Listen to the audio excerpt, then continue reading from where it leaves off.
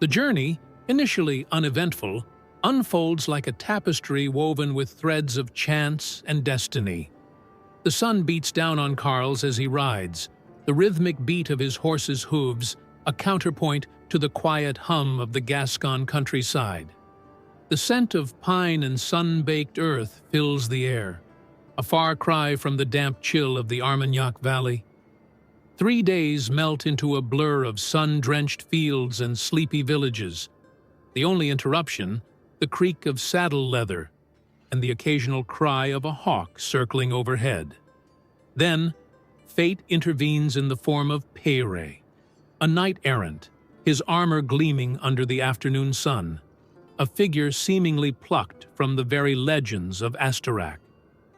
Their meeting is a confluence of chance and shared purpose, a knightly bond forged in the mutual quest for a legendary fountain. The air vibrates with unspoken anticipation as they approach the clearing. The fountain, bathed in ethereal light, seems to pulse with a life of its own, a mystical aura clinging to the glistening water. The aggressive stag, a guardian of the sacred spring, stands as a testament to the legends surrounding this place. The ensuing confrontation is a whirlwind of steel and fury, Carles's swift strike a testament to his honed skills. Peyre, impressed by Carles's prowess, is a picture of awed respect, drinking deeply of the water, convinced of its miraculous properties. The journey resumes, but the idyllic peace is shattered by the sudden onslaught of a violent thunderstorm.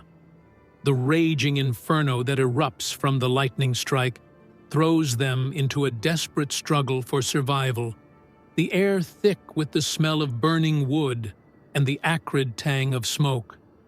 The harrowing escape forces them onto a treacherous detour through the wooded hills where the shadow of danger lingers. The encounter with Natronai, the depraved bandit, is a brutal ballet of steel and blood, a clash of wills and deadly skill. The air crackles with tension as Carles faces Natronai, his adversary's arrogance a mask for a calculating mind.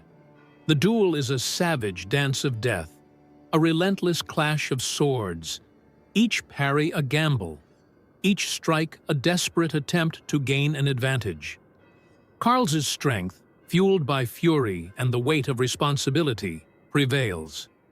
The fall of Natronai, his head a grim trophy, brings a chilling end to the confrontation, and the bandits, cowed, allow Carles and Peyre to pass.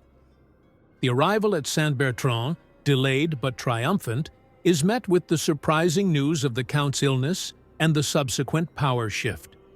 The political landscape is in flux, but Carles's act of valor is not forgotten.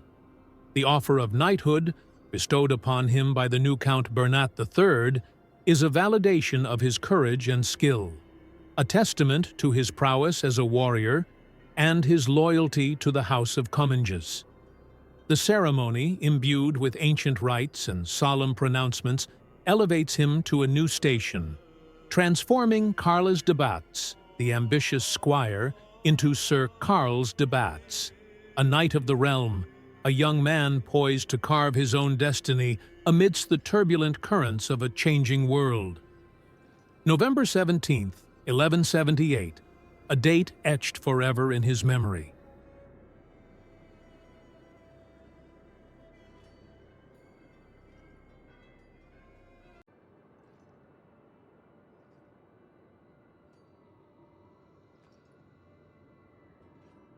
The days bleed into weeks, a rhythm of drills, patrols, and the quiet camaraderie of the barracks.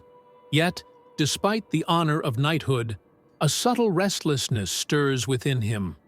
The routine, though demanding, feels restrictive, a gilded cage confining his spirit. His friendship with Peyre, a kindred spirit in recklessness and ambition, intensifies. Their conversations echoing with the shared dreams of independence and the allure of a life unburdened by obligation. Peyre's words, sharp as a winter wind, cut through Carles's hesitation. The suggestion that his rapid knighthood was a calculated move by the Count, a means of preventing him from serving Fortunaire, resonates deeply. The image of his father, frail and ill, serves as a catalyst. The concept of honor, once defined solely by service, now takes on a broader meaning, embracing the freedom to choose one's own path and to serve justice as one's conscience dictates. The arrival of the letter, bearing the grim news of his father's worsening condition, serves as the final push. The urgency of his father's situation, coupled with Péré's unwavering belief in their potential, solidifies Carles's decision. The decision to leave the service of the House Comminges is not taken lightly. The weight of his oath, once a source of pride, now feels like a shackle, restraining him from fulfilling his filial duty. Yet, the conversation with Count Bernat is surprisingly amicable.